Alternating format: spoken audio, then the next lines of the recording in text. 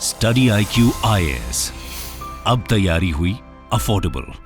नमस्कार दोस्तों कुछ दिन पहले आपने एक खबर सुनी होगी कि फ्रांस के अंदर जो स्कूल्स हैं वहां पर मुस्लिम्स लड़कियों के द्वारा अबाया पहना जाता है, उसके ऊपर सरकार रोक लगाने वाली है। तो इसको लेकर एक बड़ी खबर अभी रिसेंटली ये आई है कि वहां पर बच्चियों को स्कूल से वापस भेजा गया है। कुछ पिटीशंस वगैरह भी डाला गया था कोर्ट के अंदर, ये आप देख सकते हो। French schools turns away girls wearing abayas as Muslim right groups challenges ban. तो इसके बारे में आपको डिटेल से बताऊंगा ये अबाया है क्या, और फ्रांस के अंदर जो सेकुलरिज्म है उसमें क्या अंतर है, वहां पर क्यों इस तरह के जो रिलीजियस ड्रेस हैं उसको बैन किया जाता है, और थोड़ा सा भारत और फ्रांस के डिफरेंस को भी समझेंगे सेकुलरिज्म को लेकर। काफी कुछ जानने को है, चलिए आगे बढ़ते हैं। लेकिन उससे पहले ध्यान रखिएगा, आप में से जितने भी लोग यूपीएससी 2024 की प्रिपरेशन कर रहे हैं, आज आखिरी डेट है हमारे 3 लाइव बैच में एडमिशन लेने का, जिसके अंदर प्रीलिम से लेकर इंटरव्यू तक की पूरी तैयारी कराई जाती है। आपको कुछ भी और लेने की आवश्यकता नहीं पड़ेगी। हमारे वेबसाइट ऐप पर जाइए, कमेंट सेक्शन में इसका लिंक है, वहां पर जाकर यूज करिए कोड अंकित लाइव। कोड इस्तेमाल करने से आपको मैक्सिमम डिस्काउंट मिलता है। और 2025 का जो लॉन्ग टर्म बैच है वो भी आज से ही स्टार्ट हो रहा है। और इसके अलावा अगर आप एमसीक्यूज अटेम्प्ट करना चाहते हैं तो मेरे इंस्टा पेज पर जा सकते हैं, वहां पर स्टोरीज में जितने भी एमसीक्यूज हैं उसको आप अटेम्प्ट कर पाएंगे। चलिए शुरुआत करते हैं और सबसे पहले ये देखते हैं कि एग्जैक्टली हुआ क्या है, चल क्या रहा है। देखिए, जैसा कि मैं आपको कह रहा था, फ्रांस के अंदर स्कूलों में जो मुस्लिम गर्ल्स हैं, जो मुस्लिम रिलीजन से बिलोंग करती हैं लड़कियां, वो जो अबाया पहनती थीं उसको लेकर एक तरह से बैन लगा दिया गया। और वहां के जो एजुकेशन मिनिस्टर हैं गैब्रियल अटल, उनके द्वारा यहां पर बोला गया, when you walk into a classroom you shouldn't be able to identify the people's religion just by looking at them. तो आप जब स्कूल के अंदर एंटर करो, क्लासरूम में जाओ, तो आप किसी को देखकर ये नहीं बता सकते कि वो इस रिलीजन से बिलोंग करता है या फिर वो इस रिलीजन से बिलोंग करता है। सभी एक समान दिखने चाहिए। और इसी को देखते हुए भी हुआ क्या है कि लास्ट मंडे को 300 लड़कियां अबाया पहनकर चली गई थी स्कूल में, और ये बैन करने के बाद ऐसा हुआ था। और इसी को देखते हुए यहां पर स्कूल ने रिफ्यूज कर दिया कि आप एंटर नहीं कर सकते। आपको याद होगा ना, कुछ वैसा ही कर्नाटक के अंदर भी पिछले साल इसी तरह का माहौल देखने को मिला था। तो वहां पर लगभग 300 लड़कियां पहुंची थी अबायास पहन के, लेकिन उसमें से 67 ने रिफ्यूज कर दिया। 67 लड़कियों ने कहा कि नहीं, हम अगर स्कूल में एंटर करेंगे, जाएंगे क्लासरूम में, तो अबाया पहन कर ही जाएंगे। लेकिन स्कूल ने मना कर दिया था, तो इसकी वजह से उनको वापस भेज दिया गया। और इसी को लेकर वहां की जो एपेक्स कोर्ट है, वहां की जो सबसे बड़ी कोर्ट है, वहां पर इसको चैलेंज किया गया, पिटीशन डाला गया। लेकिन कोर्ट ने भी इस पिटीशन को खारिज कर दिया, कहा कि ये जो बैन लगाया गया है वो गलत नहीं है। मतलब कि यहां पर यह नहीं कहा जा सकता कि बैन एक तरह से जो फंडामेंटल फ्रीडम है उसको इन्फ्रिंज कर रहा है। तो एक तरह से आप कह सकते हैं कि फ्रांस के स्कूलों में ये जो अबाया है उसको कंप्लीट बैन कर दिया गया है। क्वेश्चन ये है कि अबाया है क्या, क्योंकि जब आप ड्रेस देखते हो ना, तो मुस्लिम्स के अंदर आप देखोगे तो कई प्रकार के अलग अलग ड्रेस देखने को मिलेंगे। तो यहां पर जैसा कि आप देख सकते हो, ये जो बच्चियां हैं स्कूल्स की, वो अबायास पहनी हुई हैं और ऊपर से लेकर हेड से लेकर नीचे तक पूरा ढका रहता है। हेड स्कार्फ है और जो पूरा बॉडी है, मतलब एक प्रकार से लूज फिटिंग जो ड्रेस होता है वैसा आपको देखने को मिलेगा। इनफैक्ट मैं आपको बता दूं, अबाया बेसिकली अगर आप देखोगे तो इसका जो एंशिएंट ओरिजिन बताया जाता है, और बाइबल के अंदर भी, जी हां, बाइबल के अंदर भी इसका मेंशन किया गया है। यहां पर यह भी कहा जाता है कि अफ्रीका और वेस्ट एशिया में भी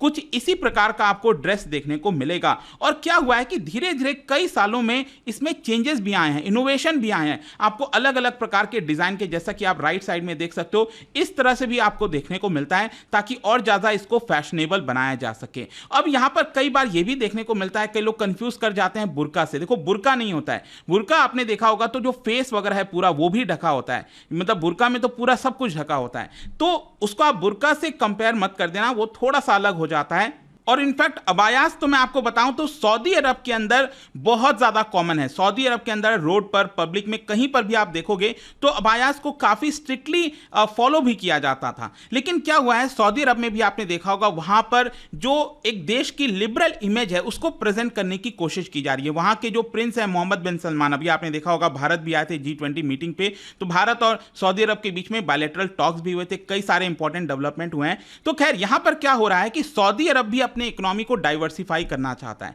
तो इसके लिए वो देश अपने आप को लिबरल के तौर पर थोड़ा सा रिप्रेजेंट कर रहा है, और इसी की वजह से प्रिंस मोहम्मद बिन सलमान ने एक स्टेटमेंट भी दिया था 2018 में। उन्होंने ये कहा कि the laws are very clear and stipulated in the laws of शरिया, मतलब शरिया के अंदर साफ साफ लिखा हुआ है that women wear decent respectful clothing like man, जैसे पुरुष हैं वैसे ही रेस्पेक्टफुल उनको कपड़ा पहनना चाहिए। However does not particularly specify a black abaya. तो यहां पर मोहम्मद बिन सलमान ये कह रहे थे कि आप रेस्पेक्टफुल ड्रेस पहनिए, जरूरी नहीं है कि आपको ये अबाया पहनने की जरूरत है। हाँ, आप खुद से अपने आप से डिसाइड कर सकते हैं कौन सा ड्रेस रेस्पेक्टफुल है, कौन सा ड्रेस रेस्पेक्टफुल नहीं है। तो एक प्रकार से उनका इंडिकेशन ये था कि जरूरी नहीं है कि आपको पूरा जो बॉडी है ऊपर से लेकर इस तरह से एकदम कंप्लीट ढकने की जरूरत है, अगर हो सकता है हाफ स्लीव, मतलब डिपेंड करता है। उन्होंने एक तरह से लिबरल इमेज प्रेजेंट करने की कोशिश की। आपको याद होगा सऊदी अरब में पहले वुमेन के लिए ड्राइविंग भी अलाउड नहीं था, फिर धीरे धीरे ड्राइविंग भी अलाउड किया गया। तो इस तरह की चीजें आपको सऊदी अरब में चेंजेस देखने को मिलेंगे।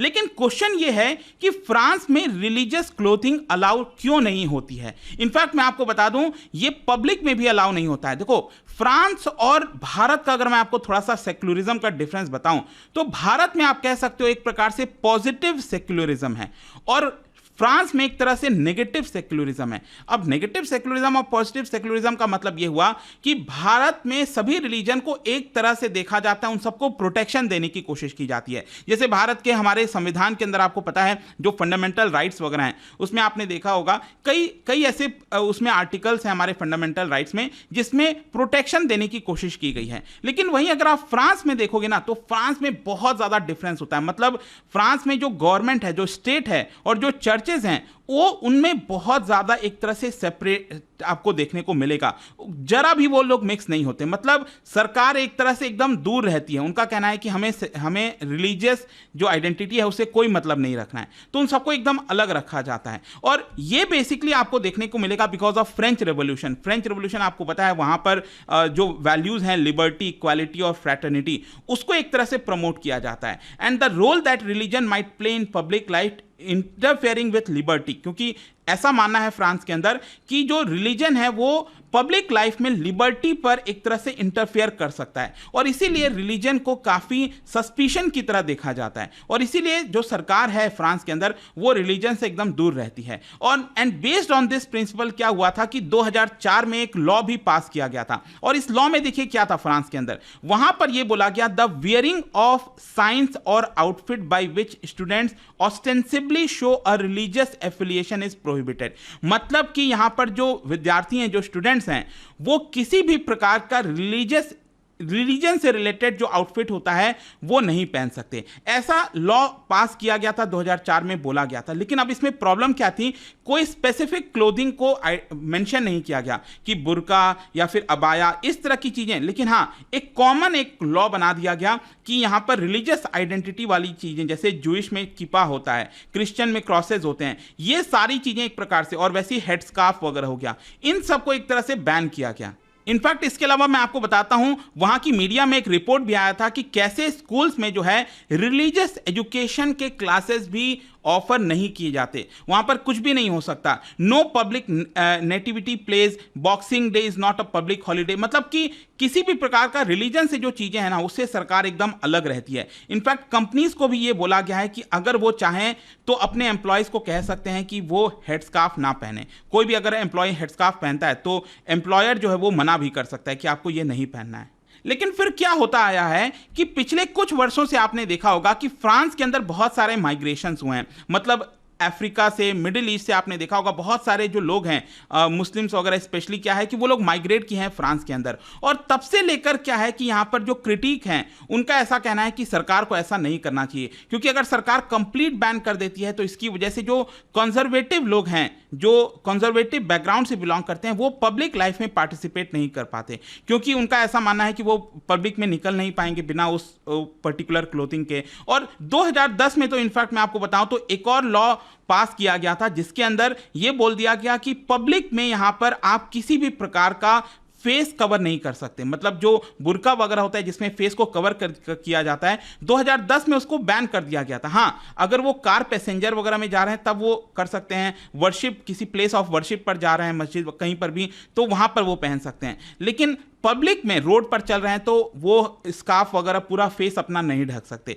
ये 2010 में लॉ बैन हुआ था। अब आपके मन में क्वेश्चन आएगा कि जब 2010 में 2004 में इस तरह के ऑलरेडी कानून आ चुके थे तो ये अब जाकर अबाया को बैन क्यों किया जा रहा है, मतलब जरूरत क्या है? तो मैं आपको बता दूं कि जो लॉ पास हुआ था ना, उसमें मैंने आपको पहले ही बोला कि कोई पर्टिकुलर आइटम लिखा हुआ नहीं था कि अबाया बैन होगा, ये बैन होगा, बस एक कॉमन लॉ बना दिया गया था। और इसी की वजह से बहुत सारे ग्रे एरियाज थे। मान लो 5 लोग ऐसे हैं जो लोग कहेंगे कि हाँ इस चीज को हम रिलीजियस क्लोथिंग नहीं कहेंगे, फिर कुछ लोग ऐसे हैं जिनका कहना होगा कि नहीं, इसको रिलीजियस क्लोथिंग बोला जाएगा। आ रहा है समझ में? तो इसी को लेकर काफी ज्यादा चर्चा हो रही थी। और रिसेंटली यहां पर जो वहां के एजुकेशन मिनिस्टर हैं उन्होंने ये भी कहा कि क्योंकि लॉ के अंदर चीजें स्पेसिफाई नहीं की गई हैं, इसी की वजह से कुछ लोग इसका गलत फायदा उठाते हैं और पिछले कुछ समय से यहां पर लगातार वॉयलेशंस किया जा रहा है लॉस का। इनफैक्ट एक रिपोर्ट के आधार पर बताया जाता है कि 2022-23 में 4710 केसेस रिपोर्ट किए गए थे compared with 2100 cases previous year.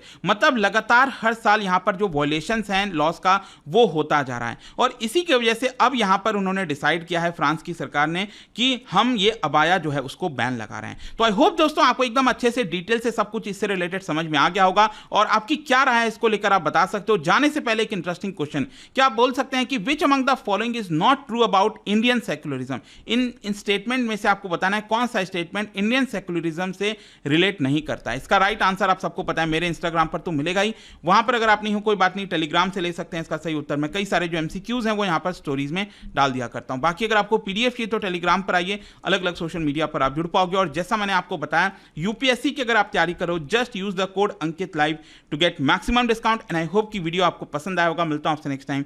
Till then, thank you very much, see you soon. Study IQ IAS, अब तैयारी हुई अफोर्डेबल।